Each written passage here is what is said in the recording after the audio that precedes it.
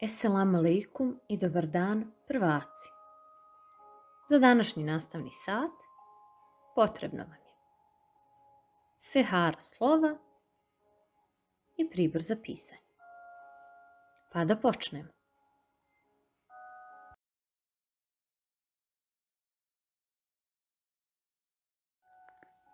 Šta vidite na ovoj fotografiji? Da li dječak može da spava? Koga je sve uspava?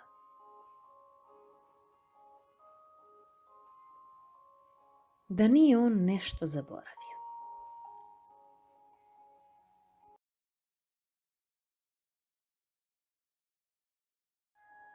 Na današnjem nastavnom satu učit ćemo pjesmu koja nosi naziv San. Napisao ju je Muhidin Šarić. Pjesma se u vašim čitankama nalazi na 104. strani.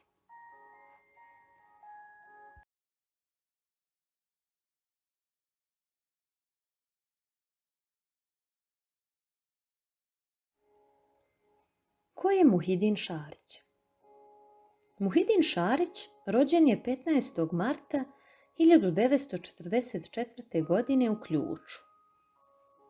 On je bosansko-hercegovački pjesnik i dramski pisac. Živi i radi u Kozari kao i u Gracu u Austriji. U književnosti se javio zbirkom pjesama za djecu. Spavali dan u mraku. Za njom su slijedile Na krilima neba, Kada plava ptica sanja, Zaljubljena baka, Pođi kući, Iz majkine sehare, Ponekad na času, Cvrkutanke iz sehare i Zrnca sunca, kao i mnoge druge.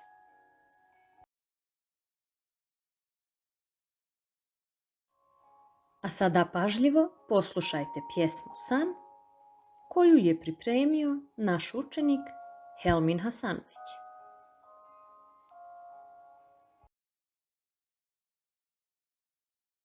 Drugari, ja sam Helmin Hasanović, rečetovaću pesmicu San.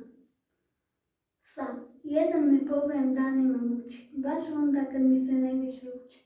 Kao da greba namerno skoči i pravo sreti meni u oči. Otvorim knjigu, to se već zna, iz ukra sobe eto ti sna.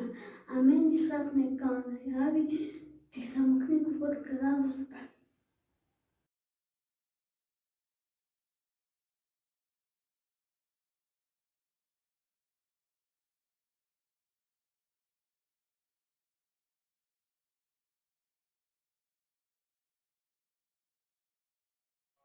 Ako ste pažljivo slušali pjesmu, lako ćete odgovoriti na sljedeća pitanja. Koji to problem muči dječaka? Tačno. Dječaka muči jedan problem kada mu se najviše uči, san mu namjerno sljeti u oči. A šta se dešava kada otvori knjigu? Kada otvori knjigu, to se već zna, iz ugla sobe eto ti sna. Šta to san šapne dječaku? San šapne dječaku da stavi knjigu pod glavu.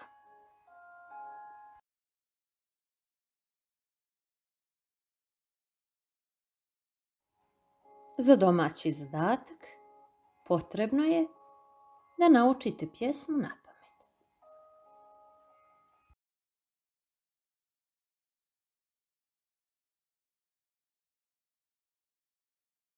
Nastavnu jedinicu pripremilo Elmedina Karišik. Hvala na pažnji.